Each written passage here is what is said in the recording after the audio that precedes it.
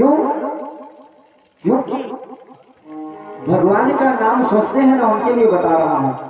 चौथापन भी हम निकाल देते हैं बिना भजन किए। ये मत सोचना भजन जो समय मिल गया, बाल्य अवस्था हो चाहे जवानी हो, जब भी आपको समझ आ जाए या आपको जब पता चल गया आज, तो आज से प्रण कर लो, अभी से भक्ति, चाहे कृष्ण की करो, शनि की करो, जगन्नाथ जी की करो, बलभद्र जी की करो, कि सुभद्रा माता की करो, कि राधा रानी की करो, या शिव जी की करो, या हनुमान जी की करो, या अपने माता पिता की भक्ति भाव करो, लेकिन करो तभी आपका जो उद्धार होना है। ये मत सोचना कि अभी बालक है, अभी छोटे से अपने बच्चों को भी संस्कार देना। कल कहा था ना कि लेकर के आना, इसीलिए कहा था कि बच्चे संस्कारवान होंगे तो माता पिता को कष्ट नहीं होगा। यदि दुर्योधन को बचपन में समझाया जाता कि बेटा ये गलत है, तो दूसरे का जो हिस्सा है मत ले, तो वो पांडवों को वनवास नहीं देता, उनका हिस्सा नहीं लेता, तो महाभारत नहीं होता और सारे कौरव जो 100 भाई थे मरते नहीं, जीवित रहते। ये मत कहना, कई लोग कहते हैं ना, देखना है आजकल टेलीविजन में हमारी जो कई कथावाचक है, कई आश्रम खोल करके वृद्ध माताओं के लिए वृद्धाश्रम चला रहे हैं, तो कहते हैं कि हम माताएं जाती हैं, माइक पकड़े रहती हैं, कहती हैं कि हमारे जो पुत्र है, हमारी जो बहू है, मुझे डंडे से मारती है, चप्पल से मारती है और घर से निकाल देती है। क्यों निकालती हैं? ये गलती आपकी है, आपने उन्हें संस्कारवान नहीं बनाया, संस्कार पैदा नहीं की। उनको यदि रामचरितमानस पढ़ाते, उनको गीता पढ़ाते, भागवत जी पढ़ाते, शनि की कथा सुनाते, भक्ति कराते, कोई भी भक्त किसी का अहित नहीं करता। जितने भी देख लेना है, केवल जो संत रहते हैं, साधु रहते हैं, आज तक कथा सुने होंगे, केवल परोपकार ही करते हैं, अपुत्रिक के लिए यज्ञ कराते हैं। जो पंडित रहते हैं, जो ज्योतिषी रहते हैं, जो ज्ञानी रहते हैं, जो संत रहते हैं, भगवान की प्राप्ति कराते हैं। नारद जी जैसे ध्रुव को, प्रहलाद को, बलि को, उनके जो गुरु शुक्राचार्य जी ने बलि को भी भगवान की प्राप्ति कराई थी, साक्षात्कार कराया था कि ये जगत पिता परमात्मा जो वामन के रूप में आए हैं, यह वामन नहीं, यह त्रिपुण चौवन जगत पिता परम परिता परमात्मा है। जब तक आप बचपन में संस्कार पैदा नहीं करेंगे बच्चे के ऊपर, आप मार खाते ही रहेंगे।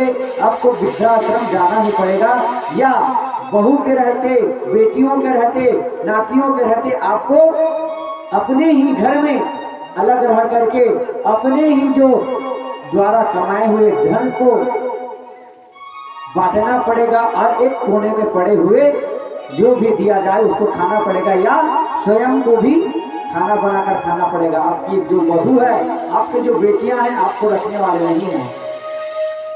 और एक बात गलती करते हैं हम, स्वयं के माता पिता नहीं कहते हैं ना कि हमारा जो पिता है एकदम जो वो शैतान है, राक्षस हो गया है, किसी की बात सुनता नहीं है, वह मारता है, पीटता है, कुछ भी बोलो तो गालियां देने लगता है। क्यों गालियां देने लगता है? आपने तो उसे बाल्यावस्था से ही मांस का, मदिरा का, अंडे का सेवन वह आपको करते देख रहा है, धीरे धीरे वह भी उसको ग्रहण करने लगता है। ये मांस, मदिरा, ये जुआ, ये किसके लक्षण हैं? राक्षस करते हैं मांस मदिरा का सेवन, दैत्य करते हैं। तो बाल्यावस्था में ही दैत्यों का जो आहार है, राक्षसों का आहार तो हम करते हैं, साथ में हमारे बच्चों को भी रोकते नहीं है, बताते नहीं कि बेटा खुद करो, लेकिन सामने वाले को गलत है ना तो उसको बताना जरूर चाहिए। आप अपने बच्चों को कम से कम रोको। आपके माता पिता ने आपको नहीं रोका कि मांस मत खाओ, मदिरा मत खाओ। पहले क्यों जिंदा रहते थे कई हजार वर्षों तक? शुद्ध शाकाहारी थे, शाकों का, पत्तों का, फलों का, फूलों का वो जो सेवन करते थे, इसीलिए उनके शरीर स्वस्थ थे। हमारे देखना, हमारे शरीरों में वो तेज नहीं है जो पुराने जमाने के व्यक्तियों में रहता था, जो बल नहीं है, जो ताकत नहीं है, वो मांस मदिरा का सेवन नहीं करते थे। इसके कारण से उनका शरीर बना हुआ रहता है। रोकिए गलत कार्य करने से, बचपन से ही रोकिए कि बेटा ये गलत है, ये मत करो। पुत्र का धर्म बताइए। बड़े होने पर माता पिता का फर्ज बनता है कि पत्नी के प्रति किस प्रकार से फर्ज निभाया जाता है, उसको भी बताइए, सबको बताइए। रामचरितमानस का श्रवण कराइए, श्रीमद् भागवत कथा का श्रवण कराइए। श्री रामचरितमानस हमें बताता है कि मनुष्य को अपने जीवन में, अपने घर में, अपने समाज में किस प्रकार से रहना चाहिए। श्रीमद् भागवत बताता है कि हमें क्या करना चाहिए, और महाभारत बताता है हमें कि क्या नहीं करना चाहिए, क्या छोड़ना चाहिए और क्या नहीं छोड़ना चाहिए। यह जो जीवन का जो सार्थकता है ना प्यारे, वह केवल क्या है, सुनिए ध्यान से। बहुत ही गुण रहस्य वाली बातें हैं। हम सोचते हैं कि यह जो सारा संसार है, जिसमें कई फल है, फूल है, हाथी है, घोड़ा है, गाड़ी है, जमीन है, जायदाद है, मोटर है, गाड़ी है, कार है, पुत्र है, पुत्री है, यह जो जीवन जिया है ना, जो जी रहे हैं आप, वह किस लिए है। एक समय था जो जनक राजा थे, बहुत बड़े विद्वान थे, बहुत बड़े ऋषि महर्षि थे। उनके दरबार में जो वेदव्यास, सुखदेव जी, सांडिल्य मुनि, गर्गाचार्य, भरद्वाज, श्रृंगी ऋषि, दुर्वासा, बड़े संत महात्मा उनके राज्यसभा में विराजमान थे। ध्यान से सुनिए, ये जो शनि कथा का जो कुछ क्षण बचा है, जो नहीं आए हैं उनके लिए बता रहा हूँ कि आइए और आकर के सदुपयोग कर लीजिए जो जीवन की सार्थकता को। जो समय मिला है शनि के नाम लेने का, प्रभु के नाम लेने का, कथा श्रवण करने का, तो उस सभा में राजा जनक जी के बड़े बड़े संत महात्मा थे। तो वहां पर एक जनक जी ने प्रश्न रखा कि यह जो मानव जीवन हमें मिला है, इस जीवन की सार्थकता क्या है, यह हमें क्यों मिला है। जितने भी सभा के आए हुए जो संत महात्मा हैं, कृपा करके हमें बताइए। तब एक व्यक्ति खड़ा हुआ, पूछने लगे कि केचिदि वदन्ति धनहीन नरो जगन्यः, केचिदि वदन्ति गुणहीन नरो जगन्यः, केचिदि वदन्ति धनहीन नरो जघन्यः, केचिदि वदन्ति गुणहीन नरो जघन्यः। तब क्या सभा के जितने लोग थे कहने लगे, किसी ने कहा यह जो हमें मानव जीवन, जो मनुष्य का जो जीवन मिला है, इसकी सार्थकता तब तक नहीं होती है जब तक हम धन कमा नहीं लेते, हम धनवान नहीं बन जाते। एक दूसरा व्यक्ति खड़ा होता है, कहता है कि नहीं, यह सत्य नहीं है, यह जीवन की सार्थकता नहीं है। वह कहने लगा केचिदि वदन्ति गुणहीन नरो जघन्यः। दूसरा व्यक्ति, दूसरा संत कहता है सभा में कि धन कमाना जीवन की सार्थकता नहीं, जीवन की सार्थकता इसमें है कि जैसा कि मैंने कहा कि अपने पुत्र को संस्कारवान कीजिए, गुणवान कीजिए। यह भी जीवन की सार्थकता नहीं है कि आप गुणवान हैं, आप संस्कारवान हैं। जब उसने कहा कि गुणवान होना ही जीवन की सार्थकता है, किसी ने कुछ, किसी ने कुछ, किसी ने कुछ, किसी ने कुछ, किसी ने कुछ, किसी ने धन को, किसी ने मान को, किसी ने सम्मान को, किसी ने पद को, किसी ने प्रतिष्ठा को जीवन की सार्थकता बताई अपने मति अनुसार। सबकी जो मन है, जो बुद्धि है, एक समान नहीं हो सकती। कोई डॉक्टर बन जाता है, कोई शिक्षक बन जाता है, कोई चपरासी बन जाता है, कोई प्यून बन जाता है, कोई लेबर बन जाता है, कोई मजदूर बन जाता है प्यारे। वहीं पर जो वेदव्यास जी महाराज थे, जो कि नारायण के अवतार हैं, जिन्होंने जितने भी वेद हैं, शास्त्र हैं, पुराण हैं, उपनिषद हैं, जितने भी सूक्त हैं, जितने भी सूत्र हैं, सबका निर्माण विद्वत व्यास जी ने ही किया है। वो खड़े होकर के कहने लगे, क्या कहने लगे कि केचिद वदन्ति धनहीन नरो जघन्य, केचिद वदन्ति गुणहीन नरो जघन्य, केचिद वदन्ति धनहीन नरो जघन्य। लेकिन जो व्यास जी महाराज हैं, सारे शास्त्रों, सारे उपनिषदों, सारे वेदों, सारे पुराणों का निचोड़ लिया और सोचा, और सोच करके क्या कहने लगे, लेकिन व्यास वदत्त खिले शास्त्र विशारद कि नारायणम हीन नरो जघन्यः। व्यास जी कहने लगे कि आप जितने भी जो कह रहे हैं, कोई कह रहा है गुण को, कोई कह रहा है धन को, कोई कह रहा है पद को, कोई कह रहा है मान को, सम्मान को, ज्ञान को, मेरे विचार से मैं जितने भी शास्त्र उपनिषदों को देख रहा हूँ, सोच रहा हूँ, स्मरण कर रहा हूँ, तो मुझे लग रहा है कि यह जो जीवन की जो सार्थकता है, वह सार्थकता यह है कि अंत समय में यदि भगवान का स्मरण हो जाए तो उससे बड़ा जीवन में कोई अच्छा कार्य या जीवन की सार्थकता नहीं हो सकती। कहने लगे कि ये सबने पूछा कि ऐसा किस कारण से आप कह रहे हैं व्यास जी?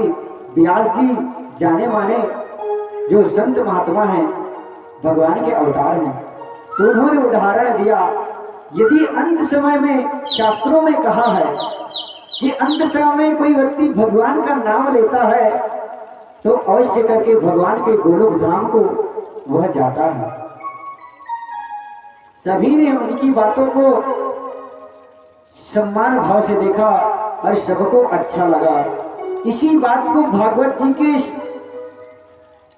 जो छठे श्लोक में कहा गया है, दूसरे स्कंद के, जन्मलाभ परम पुंसाम अन्ते नारायण स्मृते, कि अंत समय में जन्म लाभ परम पुरुषाम, यह जो जन्म लिए हैं हम, इसका लाभ केवल है तो अंत समय में नारायण की स्मरण होना। लेकिन यह अंत समय जब हम मृत्यु को प्राप्त होंगे तो अंत समय में आप लोग सोच रहे हैं कि सरल है, महाराज जी बोल रहे हैं तो कि अंत समय में भगवान का नाम ले ले और भव सागर से पार हो जाएं, जिंदगी भर भजन कीर्तन ना करे, अंत समय आएगा तो भगवान का नाम ले लेंगे।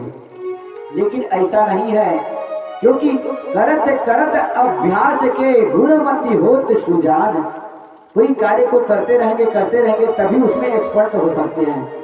अचानक से यमराज आ गए तो डर में हम समझ नहीं पाएंगे और भगवान का नाम लेना भूल करके अपने पुत्रों को, अपने बच्चों को पुकारेंगे। इसी बात को जो तुलसीदास जी हैं विचार करके प्राणियों के लिए बहुत सुंदर बातें बताई हैं। कहने लगे, जन्म जन्म मुनि जतन कराई, जन्म जन्म मुनि जतन कराई,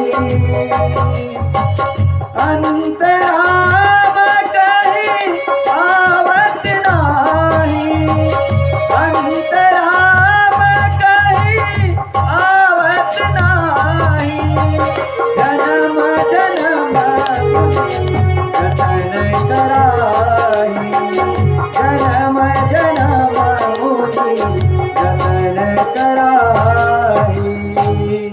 तुलसीदास जी ने यही बात कही है कि यदि कोई व्यक्ति अंत समय में जब हम नहीं ले पाते ना तो क्या होता है, जन्म जन्म मुनि जतन कराही, बार बार माँ के गर्भ में जाकर के कष्ट झेलना पड़ता है और इस संसार में आकर के भी कष्ट झेलना पड़ता है। अपने बच्चों के लिए, पत्नियों के लिए, परिवार के लिए बैलों की तरह, भैंसों की तरह, जानवरों की तरह कमाना पड़ता है दिन रात 24 घंटा। सब जानते हैं, माताएं भी जानती हैं कि घर में किस प्रकार से भोजन बनाना पड़ता है, 3 टाइम 4 टाइम 5 टाइम, और पति की उसके बाद सेवा भी करनी पड़ती है। पुरुष वर्ग भी, भाई वर्ग भी जानते हैं कि दिन भर माताएं घर में रहती हैं। आप लोग भी ये मत सोचना कि हम ही लोग काम करते हैं। आप तो घर में रहते हैं, काम करते हैं, आराम भी कर सकते हैं, लेकिन पति आपके भाई ऑफिस जाते हैं, गांव से बाहर जाते हैं, खेत में जाते हैं, कमाते हैं। वो तो धूप में भी रह सकते हैं, छांव में भी रह सकते हैं, लेकिन आप छांव में ही रहते हैं प्यारे। दोनों एक दूसरे के परिश्रम को कम मत समझना, दोनों एक दूसरे के पूरक हैं, साइकिल के पहिए के जैसे। दोनों अपना कार्य करते हैं। जब अंत समय में भगवान की भक्ति नहीं होती, नाम नहीं ले पाते, तो बार बार जन्म लेकर के पुनः इस भूमंडल पर आना पड़ता है, फिर से मरना पड़ता है, फिर से जन्म लेना पड़ता है, फिर से भगवान का नाम लेने से। इसीलिए इसको आदि शंकराचार्य जी ने कहा है, पुनरपि जन्मम पुनरपि मरणम, पुनरपि जन्मम पुनरपि मरणम, पुनरपि जननी जठरे शयनम, पुनरपि जननी जठरे शयनम, इह संसारे इतिया पारे, इह संसारे इतिया पारे। पाहि मुरारी भज गोविंदम मूढ़मते, पाहि मुरारी भज गोविंदम मूढ़मते। इसी को आदि शंकराचार्य जी कहते हैं कि यदि प्राणी तुम्हें बार बार जन्म लेकर के दुख नहीं भोगना, तो तुम भगवान का भजन करो, बार बार करो, हर बार करो। ऐसा नहीं कि एक दिन 2 दिन कथा हुई तो एक दिन आए कथा सुने और मुक्ति हो गई, ऐसा भी नहीं है। रोज कथा श्रवण करो, रोज नाम लो, जब भी आपको समय मिले, खाते पीते उठते बैठते सोते जागते। बोलिए श्री शनिदेव जी महाराज की जय हो। तो जितने भी यहाँ आए हुए हैं उनके लिए तो साधुवाद कि उन्होंने जो जीवन मिला है उसका सदुपयोग किया है, लाभ उठाया है, लाभ प्राप्त किया है। बोलिए श्री शनिदेव जी महाराज की जय हो। ये जो सौदागर जी जो थे, इन्होंने सुंदर जो भगवान शनिदेव जी की जो 5 मेला की, क्योंकि उनके माल मत्ता सब पुनः शनिदेव जी की कृपा से ऊपर आकर के मिल गए थे, घर में आकर के 5 मेला की। और जिस जगह ये जो सौदागर, ये जो शनिदेव जी की जो पूजन कर रहे थे, उस जगह एक व्यक्ति आया। कवि कर्ण महाराज वर्णन करने लगे और कहने लगे क्या, लक्ष्मीधर नामे थिला गोटिए जू बगा, तंबर गामारे पूरे आए कन्या एका, नमो तारा चंदा भटे चंदा पारी मुगा,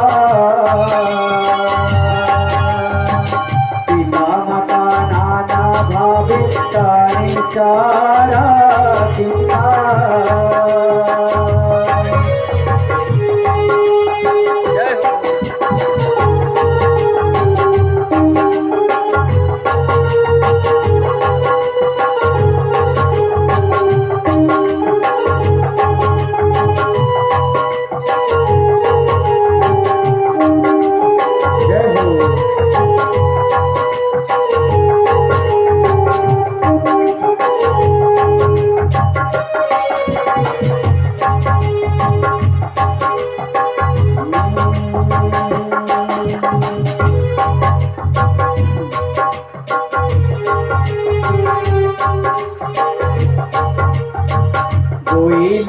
लक्ष्मीधर भुवंता मोकांता,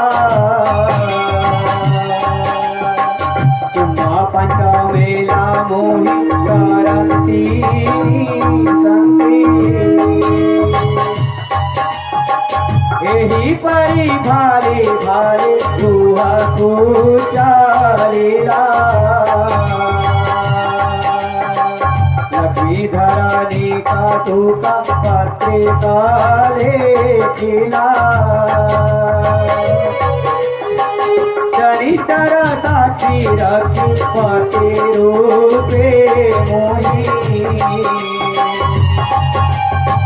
हरिचि से दीना साना घाटे में क्या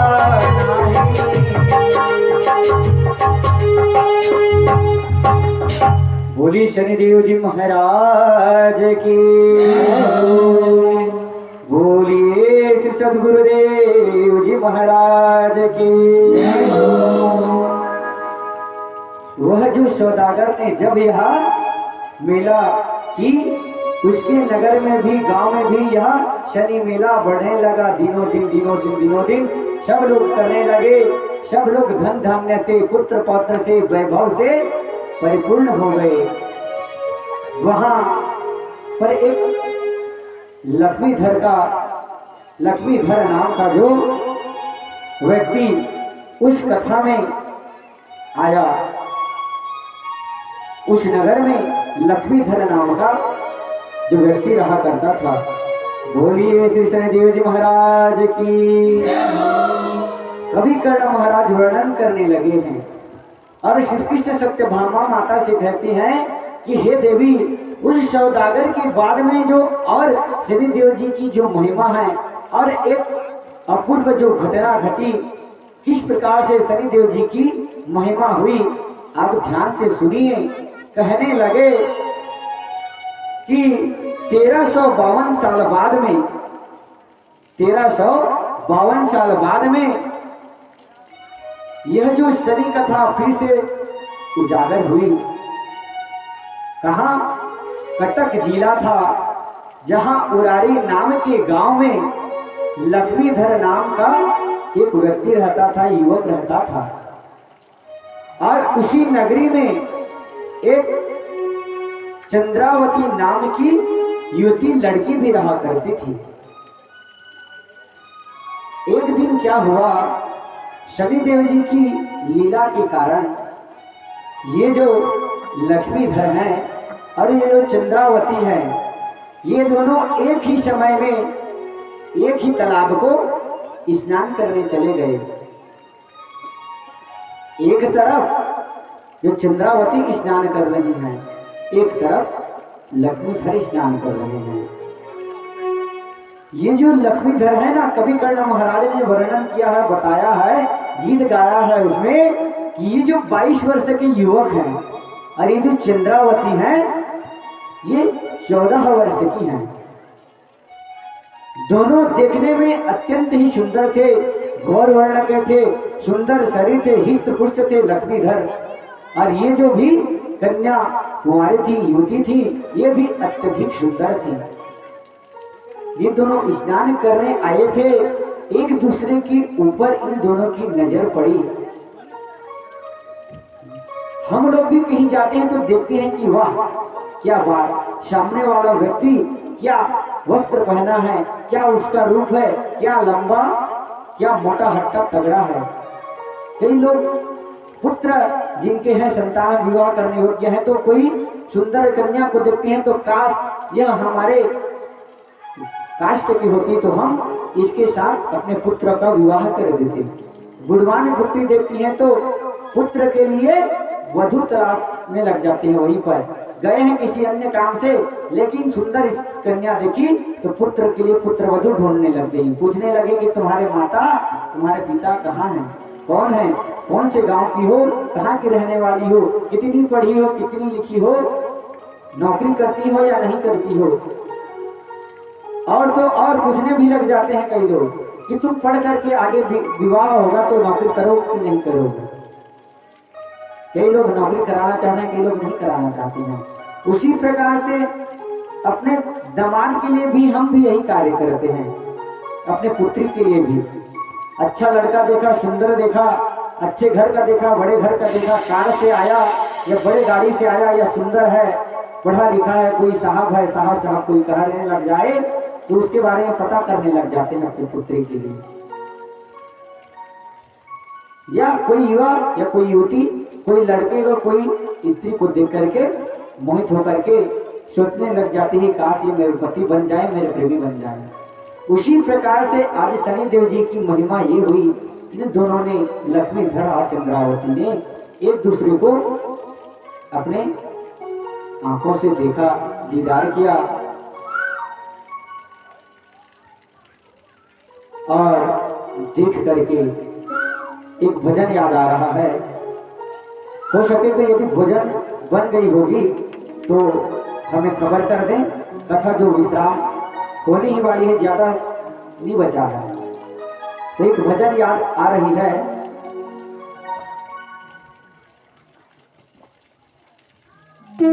बोले कृष्णदेव महाराज की जय। विशेष सूचना, सभी कथा के सहयोग देने वाले दानदाताओं के नाम मायावती सिद्धार जी के द्वारा 500 रुपये का पुरस्कार का दान, और परमेश्वरी पारसचंद्र के द्वारा 511 रुपये का दान, रोहन जायसवाल के द्वारा 521 रुपये का दान, गोग्राम पटेल के द्वारा 1500 रुपये का दान, शिवाकांत पटेल के द्वारा 500 रुपये का दान, नरेंद्र सिद्धार जी के द्वारा 201 रुपये का दान। तो आज भोजन प्रसाद महाप्रसाद का सहयोग समस्त ग्रामवासियों की तरफ से किया गया है, और आज का जो सांतकालीन प्रसादी है वो माधव जायसवाल जी की तरफ से किया गया है। इन सभी को शनिदेव महाराज की कृपा बरसे, इनके परिवार को सभी संतुष्ट बरसे। बोलिए शनिदेव महाराज की जय हो। बोलिए श्री शनिदेव जी महाराज की। ये जो भजन है याद आ रहा है और बहुत अच्छा लगता है। ये हमारे श्याम के लिए है, जिनका दीदार, जो सब प्राणीगण, जो कृष्ण के लिए, मेरे ठाकुर के लिए यह जो भजन गाया जाता है, मेरे गोपाल का दीदार बड़ा प्यारा है। उसी को भाव रखते हुए शनिदेव जी की जो कथा में आए हैं, शनिदेव जी के मूर्ति को ध्यान करते हुए, हमारे जगन्नाथ मंदिर की मूर्तियों में, उनके चरणों में ध्यान करते हुए, हमारे राधा कृष्ण के चरणों में ध्यान करते हुए, प्रणाम करते हुए, ये जो चंद्रावती एक दूसरे का दीदार करके एक दूसरे से की प्रशंसा कर रहे हैं, प्रेम हो गया है। लेकिन हम अपने इष्ट देवता को ध्यान करें, हमारे शनिदेव जी का ध्यान करें, और दीदार किस प्रकार से करने पर होता है, सामने जाने पर वह स्मरण करते हुए, आंखें बंद करते हुए सुंदर भजन का आनंद लें और मेरे साथ तालियों की सेवा करते हुए गाएंगे। बोलिए श्री शनिदेव जी महाराज की जय हो, शाली सरकार की जय हो। ओ मेरे गोपाल का दीदार बड़ा प्यारा है। जब भी भागवत होती है ना मेरी, यह भजन गाता ही गाता हूँ मैं कि मेरे गोपाल का दीदार बड़ा प्यारा है। कृष्ण मेरा प्यारा गोविंद बड़ा प्यारा, कृष्ण मेरा प्यारा गोविंद बड़ा प्यारा है। मेरे गोपाल का दीदार बड़ा प्यारा है, मेरे गोपाल का दीदार बड़ा प्यारा है। कृष्ण बड़ा प्यारा गोविंद बड़ा प्यारा, कृष्ण बड़ा प्यारा गोविंद बड़ा प्यारा, कृष्ण बड़ा प्यारा गोविंद बड़ा प्यारा।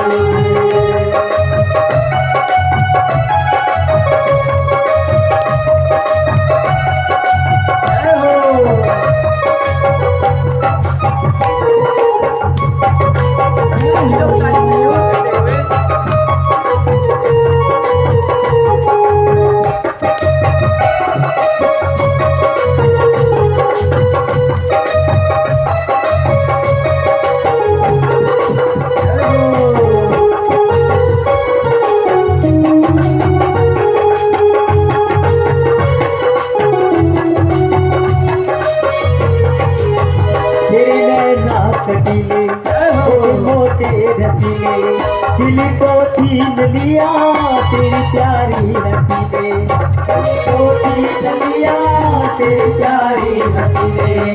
तेरे नैना चटीले मोटे मोटे रसीले, दिल को छीन लिया तेरी प्यारी हंसी ने। प्यारी अखियों में लगा गजरा बड़ा प्यारा है, प्यारी अखियों में लगा गजरा बड़ा प्यारा है। कृष्ण बड़ा प्यारा गोविंद बड़ा प्यारा, कृष्ण बड़ा प्यारा गोविंद बड़ा प्यारा है। मेरे सरकार का दीदार बड़ा प्यारा है। मेरे